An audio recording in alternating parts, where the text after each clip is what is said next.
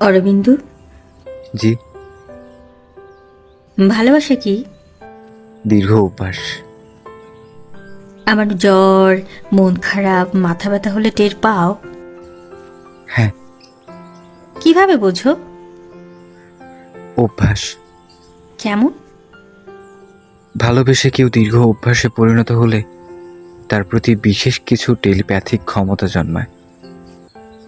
তাহলে তুমি অতি প্রকৃত ঘটনা বিশ্বাস করো বলো?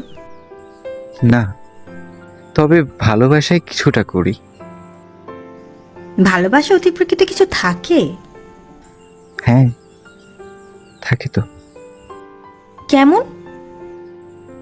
এই যে কোনো চুক্তিপত্রহীন শুধু বিশ্বাসের উপর ভর করে দুজন মানুষ একসাথে একটা জীবন কাটিয়ে দেওয়া, এমন অতি প্রাকৃত ঘটনা আর কি হয় বলো?